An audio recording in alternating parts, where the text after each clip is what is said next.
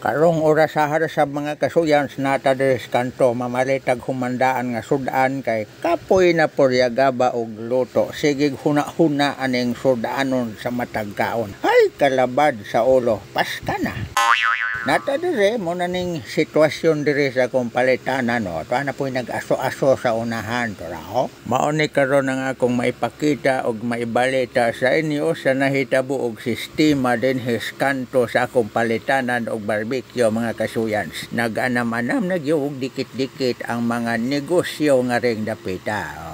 Pero dire ko nagpalit kaning niya sa Patricia's Ihaw-Ihaw dire Talomo Proper.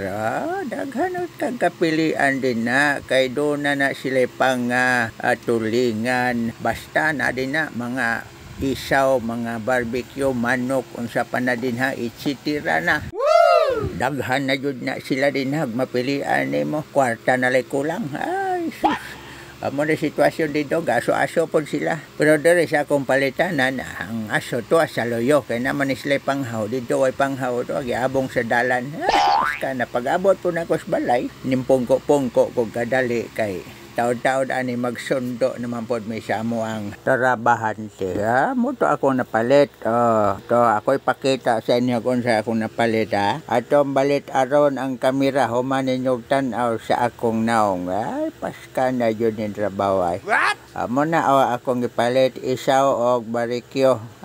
Barbecue. Pork barbecue. Pastila na gini pagka-pronounce na to eh. Pungko sa tagkadali kay taod-taod ani magsundo naman pod may samon trabahante dito sa kanto sa ulas. Wow.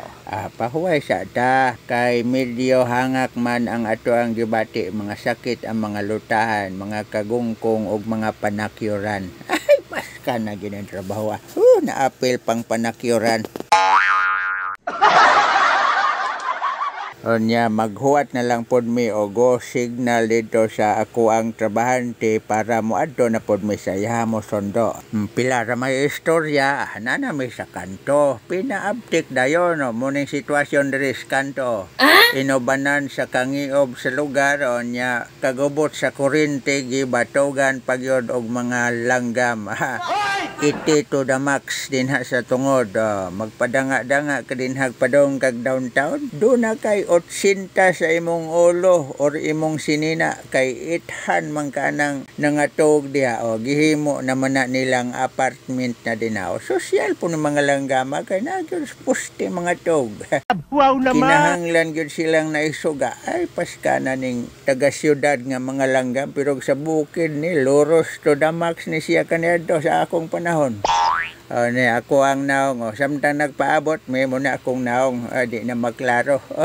Atong lihok-lihokon para makakita mo ug makaklaro mo nga na day tao diha. Paska na gini trabaho ay. Okay. Kalagom na tog naong oy kuwang mantag sunrox ani. Muna diha kanto na akong trabahante palabang na sila.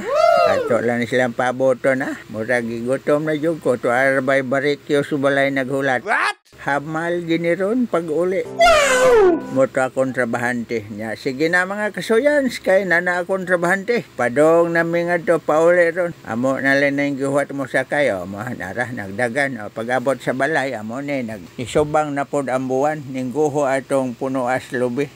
Paska na ni abat ron na. Dinhin na lang oy. Nalimbaw na kong balhibaw. Ay tabang Ginoo. Paska na, mabuang nagyutaan eh. To ara.